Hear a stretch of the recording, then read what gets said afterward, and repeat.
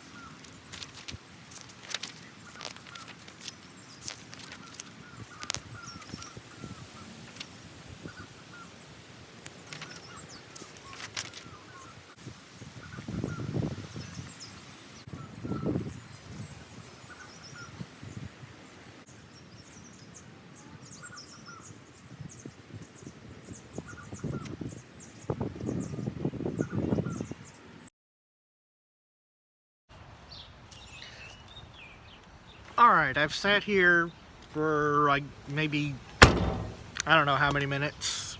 Timer on here says 20, but I talked for some of that, so 18 minutes maybe. And I've got right now something like 54 bars sketched out of exactly what I'm going to do. The next step will be to go inside, and then I'll compose directly into finale on this, and I will work in four staff short score, and then I'll begin orchestrating it from there. And I'll probably begin the orchestration process.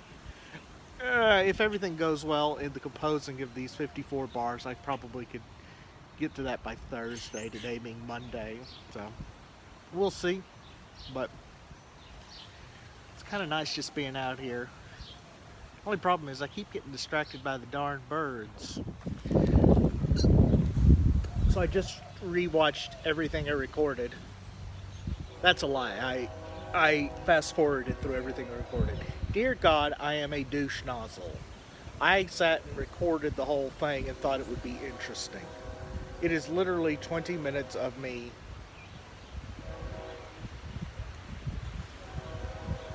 I left in the good parts. So something I haven't done much is talk about the format and the meaning behind the symphony. Um, so I thought I'd talk about that a little bit and why it's really the most personal work I've ever written. Symphony 2 is a very psychological symphony, meaning it's based a lot in psychology and development. Uh, Symphony 3 is really all it's all about me basically, and while that may sound a little bit narcissistic on the front of it, it I think all good stories need to be about their creator in some level. Um, so basically, here's the story. In 2015, I had been teaching English, and it was not a good situation for me. I was really starting to struggle a lot with anxiety and depression, and I left my job, finished out the school year, and said, "I'm done. It would take an act of God to get me back into teaching, which I'll probably talk about at some other point. Uh, but it's like, done. I just kind of want to run away." And I literally did run away. And I am a pretty avid bird watcher, a birder. And I like taking these big trips to go see um, the different birds around the United States. And so I just said, I gotta go. I'm gonna get in my car, start driving. And one of the places I love going is the Big Bend National Park in far west Texas. If you've never been, I highly suggest it, but it is a long way out there. So this journey was basically me running away from my responsibilities, my obligations, trying to figure out what I wanted to do with myself. And I still don't know what the answer to that is. Um, but it was a really memorable trip. This is my third trip out to Big Bend. Each time has been memorable for a different reason. Um, but for birders, one of the reasons is you go to Big Bend is to find a tiny little bird, a bird about this big, called a Colima warbler. And the only place in the United States you can find it is in Big Bend. And the only way to get there is what birders affectionately call the Death March.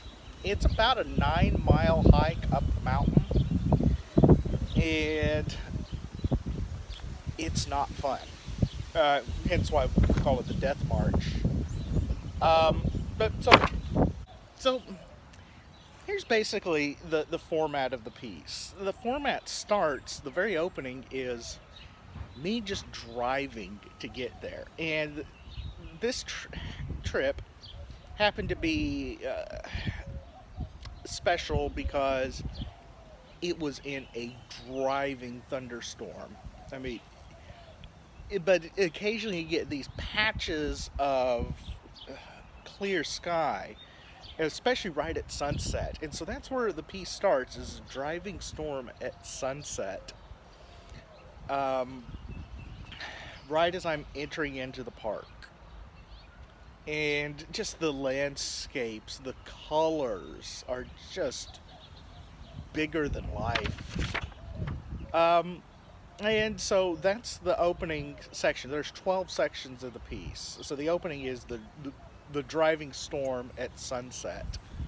The next thing you do when you get there is I always head to the Chisos Basin campground, hence the name of the symphony, Chisos Dawn. It's the Chisos Mountains are the center feature of the Big Bend National Park, and they're the mountains where you can find the warbler. So they're just these. It's what we call a sky island. There's just these mountains that appear out of just a flat plain around it, and they're immense. They're staggering, and there's something eerily monolithic about them.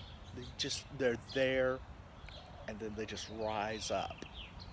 And so you drive up into these, and this is just this big ascending, winding road that can be pretty dangerous at times. But then you get up into the basin itself, and you start really noticing it's just a different world up there. So that's section 2. That's encountering the mountains. Section 3 is the darkness. And it's not only physical darkness, it's metaphorical darkness. At this time, like I said, I was running away from my responsibilities, basically just a big swing of reaction against my own depression. And so uh, we get the darkness, which was, I think you can go back and hear some of that in week 3. And this is my own depression, but it's also the darkness at night. And this is something that people who live in uh, populated areas can't understand. The dark at night is so different when you're way out in the middle of nowhere, and just the sky is it can be pitch black. There are no lights. True darkness is just beautiful and haunting at the same time. But how did this darkness also causes some restlessness, which you can hear in some of the themes. But it builds to this just the twinkles of the stars coming out. And once the stars come out, you're bathed in this ethereal light. And I think you can see that both from the physical and the metaphorical. Just these are just points of beauty and points of hope, and they're just something to sit there and wonder at. So that's the points of light coming out are really the section 4, and you got to, and I call that section the glory of the unfettered night sky. So that's one of my favorite sections, and then we go to a section I call the peace of solitude, and I'm sitting there at night after a long drive in, and I'm just by myself. There's nobody around me, and I am with my own thoughts. What is in here? And it's solitude. It's peaceful, but it's lonely at the same time. And this is the 5th section. It's what I call the peace of solitude. And it's highly chromatic. It's highly it's both beautiful and tension filled at the same time, and it's just the inner workings of my own brain. What's going on? Why am I here? Why am I doing this? I should be doing something better. And then, sleep comes, and we enter a dream world, and that's section 6. And that's the one I'm still, really kind of still tweaking on, is section 6. This dreams of a better future, dreams of light. This section has changed some since the original conception, but then the storm comes back, and again, both metaphorical and physical storm. That literally during the night there were major storms coming in, and so we get the storms themselves. We get the storms inside my own head. What am I doing? Why am I doing this? So I go from being peaceful and contemplative to being angry about it. And there are different themes representing the different ideas of this. And this is the big center section of the piece, the one I'm writing right now. And from there, the storms, of course, die away. We have another calm section after the storm. It'll be more chorale-like. And then in the middle of the night, during this trip, about 3:30 in the morning, I start to climb the mountain. Why do I do it that early? Because the time before I did it, I started at about 6 in the morning, and I reached the top at about 11. The problem is it was a 100-degree day that day, and by the time I got down at around 2 in the afternoon, I was completely dehydrated and had altitude sickness and probably heat stroke. And so I did not want to encounter that again. It was some of the most physical discomfort I've ever had. My fingers actually swelled up to double their size, so I said, we're not doing that again. It's not worth it. And so this time I set off at 3:30 in the morning, much cooler temperatures, and I can be down before the sun starts really beating down, which was a very wise decision. So, section 8 will, or section 9, I should say, will be the ascent up the mountain in the dark. And at this point, I'm going to be doing something that I've never done in a piece before, and I'm going to be bringing in electronics. And very mild electronics, pre-recorded bird sounds, because I was there to see birds and hear birds. So we'll be playing some of the bird calls of the Chisos Mountains.